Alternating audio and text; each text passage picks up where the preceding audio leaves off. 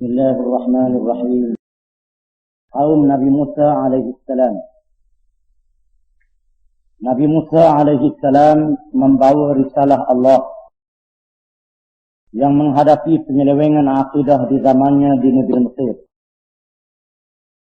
di mana penduduknya telah terpesong dari tauhid yang dipegang oleh mereka pada asalnya.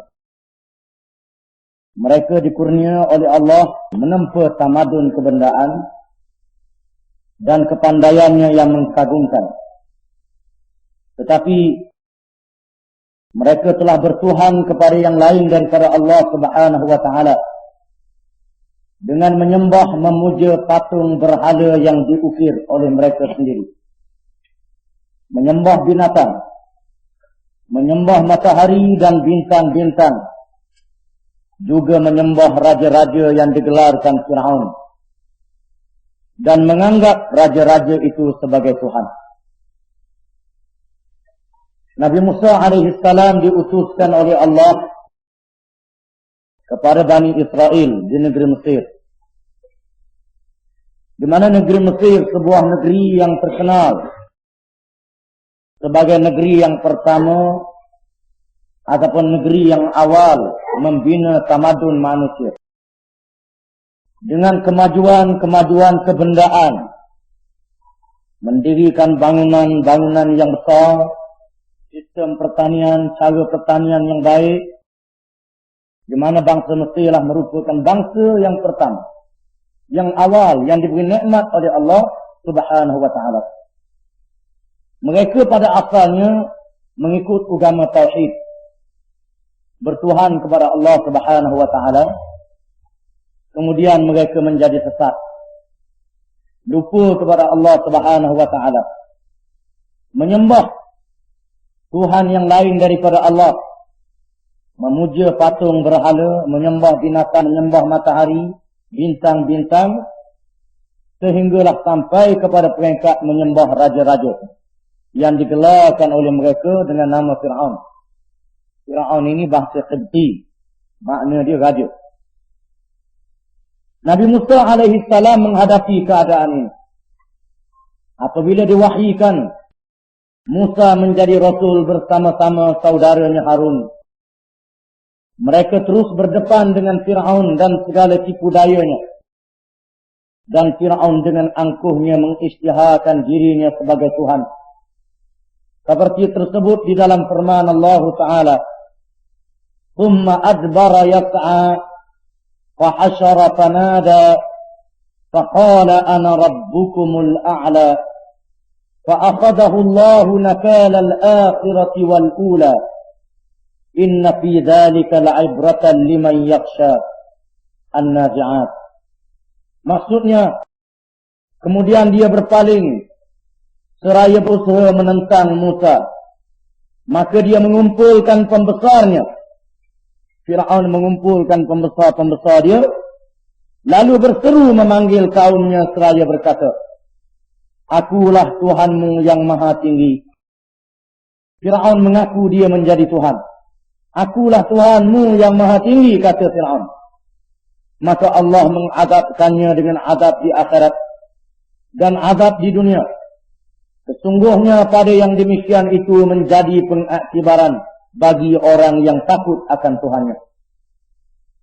Dengan angkuh, dengan sombong juga dia menyatakan kekuatan.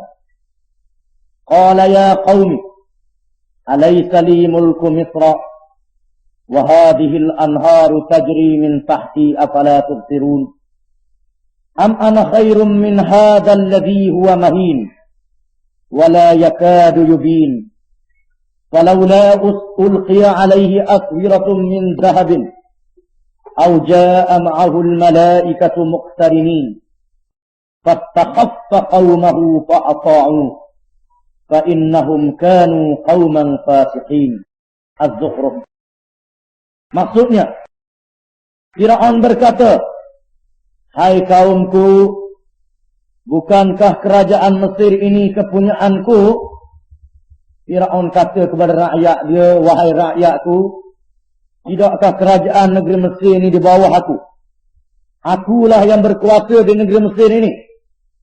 Dan sungai-sungai ini mengalir di bawahku.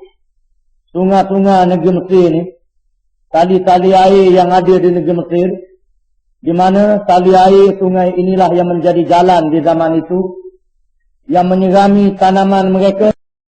Sungai-sungai yang mengalir ini di bawah aku, kata Fir'aun. Aku yang berkuasa di atas sungai ini. Apakah kamu tidak melihat? Mu tak tengok tak? Kata Fir'aun kepada rakyatnya. Bukankah aku lebih baik dari orang yang hina ini? Tidakkah aku lebih baik daripada orang yang hina ini? Iaitulah Nabi Musa AS. Yang ada sebatang tukak je. Yang ajak orang beriman kepada Allah. Lepas tu tak boleh nak beri apa. Sekadar raya orang supaya beriman kepada Allah. Tak boleh nak beri apa satu. Dan yang hampir tidak dapat menjelaskan perkataannya. Mengapa tidak dipakaikan kepadanya gelang dari emas? Atau malaikat datang bersama-sama dia untuk mengiringinya? Nabi Musa cakap pun tak apa betul, dia kata. Kemudian, kalulah Nabi Musa ni ada gelang emas banyak, atau malaikat-malaikat datang bersama-sama mengiringi dia, ada mu tengok ke? Maka Fir'aun mempengaruhi kaumnya, lalu mereka patuh kepadanya. Kerana sesungguhnya mereka adalah kaum yang fasik. Oleh kerana takut ke Fir'aun, takut tak boleh air sungai, takut tak boleh harta benda, takut tak senang, maka kaum dia pun ikut Fir'aun, menyembah Fir'aun, taat kepada Fir'aun, tidak beriman kepada Nabi Musa AS. Oleh kerana itulah, dalam satu hadis Nabi SAW telah bersabda, barang siapa yang memberi ketaatan kepada pemimpin, kepada ketua, kepada kerajaan, kepada pemerintah, Nabi kata, di mana ketaatan yang diberi itu kerana mata benda yang diberi. Kerana benda yang dapat, kerana harta benda dunia yang dapat, bukan kerana agama, maka orang itu menjadi ahli neraka Jahannam. Dan dia meletakkan dirinya di dalam azab yang pedih. Ini hadis Nabi SAW. Di dalam Al-Quran, banyak disebut hujah-hujah Nabi Musa yang kuat dan melumpuhkan tipu daya Fir'aun. Nabi Musa AS berhujah dengan Fir'aun. Tetapi kerajaan yang ada di bawahnya, beserta kekayaan yang menjadi miliknya, di samping sifat kupu yang tebal itu, menyebabkan dia tetap menegakkan kesesatan dan mengelirukan rakyatnya. Dia menggunakan kekayaan dia untuk beli rakyatnya, sehingga rakyat dia jadi keliru. Dan seterusnya Nabi Musa AS tidak putus harapan dengan Allah yang menjanjikan pertolongannya, dan kemenangan itu tetap dicapai oleh orang-orang yang beriman.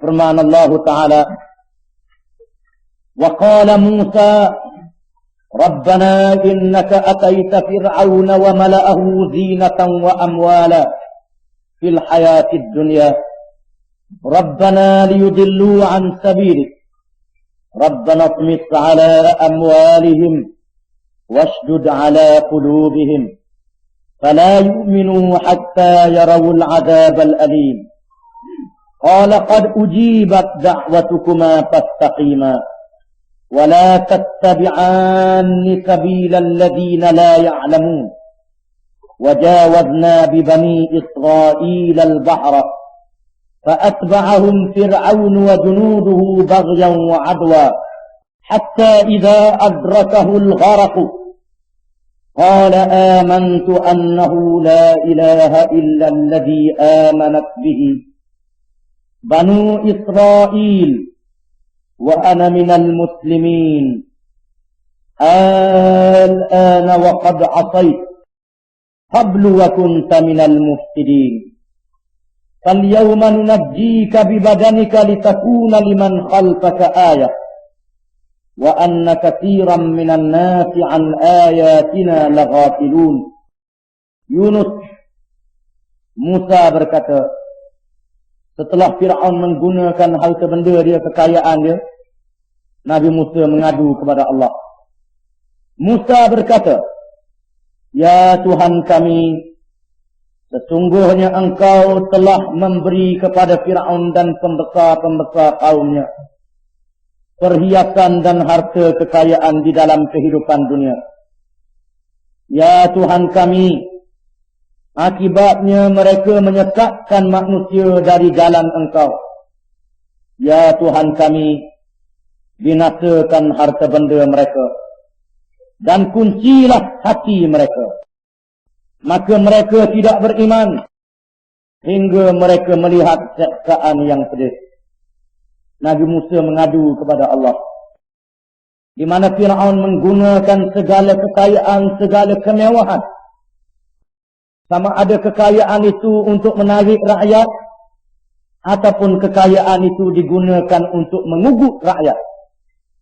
Untuk mengugut rakyat dengan mengupah orang, dengan memberi gaji kepada bala tentera dia, pengintik dia, untuk mencari siapa yang beriman, siapa yang mengikut Nabi Musa AS, siapa yang tidak setuju dengan kerajaan dia. Walaupun Allah Ta'ala menurunkan bala tak jadi apa, puak-puak ni kena bala pun tak jadi apa, kemarau tak jadi apa. Dia tak nampak kemarau tu hukum daripada Allah. Kemudian Allah Ta'ala jadikan air warna darah, tak jadi apa juga. Kemudian Allah Ta'ala turun balik katok, rata riti katok kepada kahumah, kepada lahumah katok, tak jadi apa. Dan memang puak-puak ni dimakan katok. Kemudian ada gutu pula, sehingga tak boleh nak duduk diam, tak jadi apa juga. Di mana mereka tidak mempedulikan bala Allah dan amaran daripada Allah Subhanahu wa Ta'ala. Lalu Nabi Musa mengadulah kepada Allah dengan doa. Dengan doa tadi, di mana Nabi Musa minta supaya binasa harta benda mereka dan kuncilah hati mereka.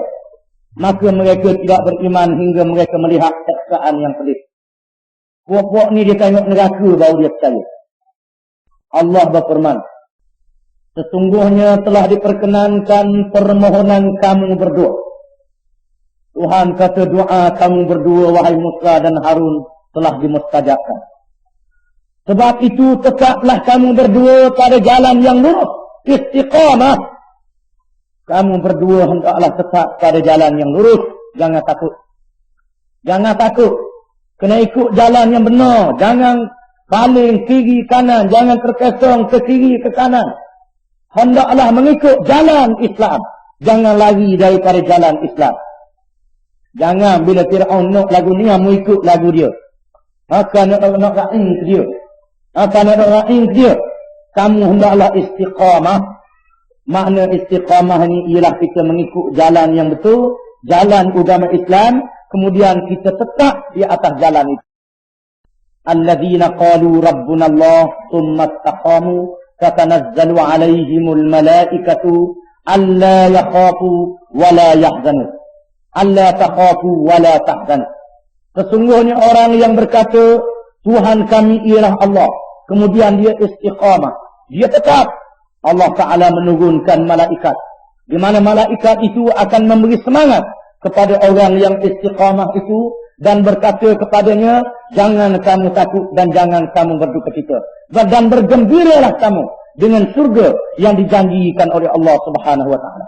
Ini dia kepada orang yang dia istiqamah sungguh, yang dia berjuang Islam ini kerana meninggikan kalimah Allah, bukan kerana lain, bukan kerana dunia yang dia cari. Allah Ta'ala kurniakan kepadanya istiqamah, kekuatan iman. Dia tidak peduli siapa dia ada di hadapan dia, sama ada dia mati atau dia hidup, dia tak peduli. Jadi Allah Ta'ala suruh Nabi Musa AS istiqamah. Dan janganlah sekali-kali kamu mengikut jalan-jalan orang yang tidak mengetahui. Jangan mengikut jalan orang yang tidak mengetahui, orang yang tak erti. Orang yang tak erti ni dia nak supaya mu bercakap berkenaan dengan agama, ikut era dia. Bukan ikut hukum Allah Ta'ala, supaya ikut era dia. Era dia nak lagu mana? Kamu cakap agama lekok kot tu. Jadi agama ni kena ikut orang, kena ikut keadaan, kena ikut suasana. Bukan agama yang membetulkan keadaan dan suasana. Dan kami mungkinkan Bani Israel melintasi laut. Lalu mereka diikuti oleh Fir'aun dan bala tenteranya, kerana hendak mengunyai dan menindas mereka. Lalu Bani Israel dengan dipimpin oleh Nabi Musa berhijrah dan mereka diburu oleh Fir'aun. Hingga Fir'aun itu hampir tenggelam.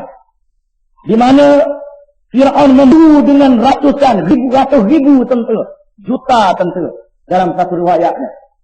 Apabila Nabi Musa dan Bani Israel melihat debu yang menjulang di langit kerana ramainya jumlah tentera Fir'aun, maka di hadapan mereka ada laut, tak boleh nak lari dah. Di belakang mereka Fir'aun. Lalu datanglah pertolongan Allah Subhanahu wa taala, di mana Allah Taala memungkinkan Bani Israel melintasi laut, menyeberangi laut. Sebaik saja Nabi Musa memukul tongkat ke laut, maka jadilah lorong-lorong dan jalan-jalan untuk dilalui oleh Bani Israel. Lalu mereka diikuti oleh Fir'aun dan bala tenteranya. Fir'aun pun ikut belakang kerana hendak mengunyai dan menindas mereka. Hingga Fir'aun itu hampir tenggelam, berkatalah ia. Sehingga laut itu takut kembali. Fir'aun pun lemah, dalam keadaan lemah. Bila dia tergelam lemah dekat nak mati, maka Fir'aun pun berkata, saya percaya bahawa tidak ada Tuhan malaikat Tuhan yang dipercayai oleh Bani Israel, dan saya termasuk orang yang berserah diri, orang Islam. Saya pun nak jadi orang Islam juga, kata Fir'aun. Bila dekat nak mati dah. Kamu percaya? Padahal sesungguhnya kamu telah derhaka sejak dahulu. Dan kamu termasuk di kalangan orang-orang yang membuat kerosakan. Maka pada hari ini kami selamatkan badanmu. Mu mati, tetapi badanmu diselamatkan. Di mana bangsa Fir'aun naik. Kemudian diuruskan oleh pengikut-pengikut dia yang kemudian. Dan bangsa dia tersimpan. Dan semua baka-baka yang bernama Fir'aun itu ada disimpan di negeri Mesir. Sampai hari ini disimpan dalam muzium. Supaya kamu dapat menjadi pelajaran bagi orang-orang yang datang sesudahmu. Menjadi pengajaran kepada orang yang sesudahmu. Dan sesungguhnya kebanyakan dari manusia lengah dari tanda-tanda kekuasaan kami.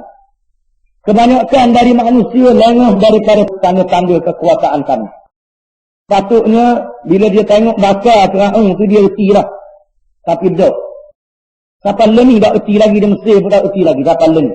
Kapal ini orang-orang Mesir, kebanyakan kita lah bila sebut Mesir nak biara lah. Kerana Mesir ni ada Azhar, ramai orang ngaji belagu. Di Mesirnya ramai ulama-ulama. Memang betul di Mesir ramai ulama-ulama. Dan orang yang ikut Fir'aun tu ramai dan paling ramai di Mesir. Dan inilah yang berlaku. Dan apa yang berlaku pada hari ini, kerajaan Mesir, masyarakat Mesir, dia berbangga dengan Fir'aun. Dia bermegah dengan Fir'aun. Kerana kata dia, kita ni duduk di bumi Fir'aun. Dalam negeri Fir'aun. Nahnu fi biladil fara'ina. Kita ni duduk dalam negeri Fir'aun. Yang menjadi bapak tamadun dunia, kata dia. Besar tamadun kita merupakan tamadun. Yang tidak ada tolak banding. Dia taruh bakar Fir'aun, lenyubuh dalam kaca pula. Bakar Fir'aun, lenyubuh dalam kaca. Belanja besar. Dah banyaklah negeri-negeri dunia beri sumbangan. Kerana nak jaga tamadun dunia. Lehera ke bakar Fir'aun. Dan jadi kebanggaan, menjadi kebanggaan. Bukannya menjadi pengajaran dan pengiktibaran. Oleh kerana itu betul lah. Apa yang Allah Ta'ala sebut dalam Quran. Kebanyakan dari manusia lengah dari tanda-tanda kekuasaan kami. Nabi Musa alaihi salam juga telah memimpin Bani Israel dalam perjuangan politik ke arah menyelamatkan mereka dari kezaliman. Di mana Bani Israel dizalimi oleh Fir'aun ratus tahun lamanya. Nabi Musa alaihi salam berjuang. Dan Nabi Musa telah berjaya memekahkan Bani Israel. Dan Bani Israel menjadi satu bangsa yang merdeka. Tapi sayangnya merdeka saja. Akidah dia tidak merdeka. Akidah dia tidak merdeka dalam perjuangan politik ke arah menyelamatkan mereka dari kezaliman. Di mana perjuangan ini mencapai kejayaan yang lebih besar dengan binasanya Fir'aun dan bala tenteranya. Tetapi Nabi Musa alaihi salam menghadapi cabaran yang lebih besar apabila Bani Israel tidak dapat membebas akidah mereka dari jahiliyah. Merdeka daripada Fir'aun, tapi perangai macam Fir'aun. Tak tinggal juga. Perangai macam Fir'aun, macam kita lah. Merdeka dari orang putih, perangai macam orang putih. Begitulah. Serupalah. Kalau tak sebut tak erti. Merdeka daripada Fir'aun, tapi perangai macam Fir'aun. Walaupun kaki mereka masih habis kesan-kesan mengharungi laut, dan mereka baru sahaja melihat kebinasaan Fir'aun. Dia tengok Fir'aun itu binasa dengan tenggelam dalam laut. Tetapi pengaruh keberhalaan zaman Fir'aun dan masyarakat seliling mereka masih menyembah berhala, menyebabkan mereka juga ingin menyembah berhala. Hal ini disebut di dalam Al-Quran. Firman Allah Ta'ala, وَجَاوَزْنَا بِبَنِي إِسْرَائِيلَ الْبَحْرَ فَأَتَوْا عَلَى قَوْمٍ يَعْكِفُونَ عَلَى أَصْنَامٍ لَهُمْ قَالُوا يَا مُوسَى اجْعَلْ لَنَا إِلَهًا كَمَا لَهُمْ آلِهَةٌ قَالَ إِنَّكُمْ قَوْمٌ تَجْهَلُونَ إِنَّ هَؤُلَاءِ مُتَبَّرٌ مَا هُمْ فِيهِ وَبَاطِلٌ مَا كَانُوا يَعْمَلُونَ. Al-A'raf. Maksudnya, dan kami seberangkan Bani Israel ke seberang lautan itu. Maka setelah mereka sampai kepada suatu kaum yang menyembah berhala mereka, Bani Israel berkata, "Hai Musa, buatlah untuk kami sebuah Tuhan berhala, sebagaimana mereka mempunyai beberapa Tuhan, beberapa berhala." Bila dia kemudian dia semangat, berjalanlah dipimpin oleh Nabi Musa alaihissalam. Sampai di satu negeri, dia tengok rakyat negeri itu semua berhala. Lalu Bani Israel pun minta dengan Nabi Musa nak buat berhala katik. Buat berhala katik lah. Ada Tuhan tokoh Jepang tak tengok situ. Minta supaya buat berhala. Musa menjawab, "Sesungguhnya kamu ini adalah kaum yang jahil," kata Nabi Musa. "Sesungguhnya mereka itu akan dihancurkan kepercayaan yang dianutnya, dan akan batil apa yang mereka kerjakan. Mu kena sedar bahawa puak-puak tu akan hasil bu. Mu kena sedar bahawa menyembah berhala itu adalah batil, tak betul, tak pakar." Seterusnya mereka dengan mudah terpengaruh dengan tipu daya Samiri, dengan menyembah patung anak lembu tanpa menerima nasihat Nabi Harun alaihi salam. Penyelewengan ini berlaku apabila Nabi Musa meninggal mereka kerana menunaikan janji Tuhan. Nabi Musa tinggal 40 hari je bukan lama, kerana nak bermunajat dengan Allah Subhanahu wa taala. Dalam masa peninggalan Nabi Musa, dia kacik di Samiri. Samiri kacik suruh sembah patung anak lembu, maka mereka menyembah patung anak lembu. Firman Allah Ta'ala, وَاتَّخَذَ قَوْمُ مُوسَى مِنْ بَعْدِهِ مِنْ حُلِيِّهِمْ عِجْلًا جَسَدًا لَهُ خُوَارٌ أَلَمْ يَرَوْا أَنَّهُ لَا يُكَلِّمُهُمْ وَلَا يَهْدِيهِمْ سَبِيلًا اتَّخَذُوهُ وَكَانُوا ظَالِمِينَ. Maksudnya, dan kaum Musa setelah kemergian Musa ke Gunung Tur, mereka membuat dari perhiasan emas mereka anak lembu yang berjasad dan bersuara. Bila Nabi Musa tinggal, dia gunakan perhiasan yang dia bawa itu buat patung lembu. Apakah mereka tidak mengetahui bahawa anak lembu itu tidak dapat bercakap dengan mereka dan tidak dapat menunjukkan jalan kepada mereka? Mereka menjadikannya sebagai sembahan, dan mereka adalah orang-orang yang zalim. Allah Subhanahu wa taala menyatakan kisah mereka di dalam Al-Quran dengan terang dan jelas, kerana banyak pengajaran yang boleh diambil dari mereka yang diberi nikmat ilmu dan kebendaan, tetapi terpesong juga dari jalan Allah. Selepas wafat Nabi Musa berteruk lagi Bani Israel, Allah Ta'ala melahirkan pula Nabi-Nabi, Rasul-Rasul, meneruskan syariat Nabi Musa alaihi salam. Ramai juga di antara Nabi itu yang dibunuh, yang disembelih. Dia bunuh Nabi-Nabi. Nabi-Nabi yang mengajar mereka, yang mengajak mereka mengikut ajaran Allah, kembali kepada jalan kebahagiaan di dunia dan di akhirat, dia bunuh. Ini kerja Bani Israel. Dan inilah penyelewengan yang berlaku di kalangan umat zaman dulu, di mana penyelewengan yang seperti ini Tuhan sebut dalam Quran. Tujuan apa Tuhan sebut dalam Quran? Tujuannya supaya umat Muhammad sallallahu alaihi wasallam jangan jadi lagu tu. Umat Muhammad hingga hari kiamat jangan jadi lagu tu.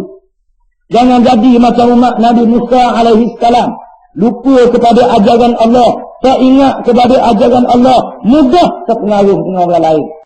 Inilah tujuannya Allah Ta'ala sebut dalam Al-Quran. Wallahu a'lam.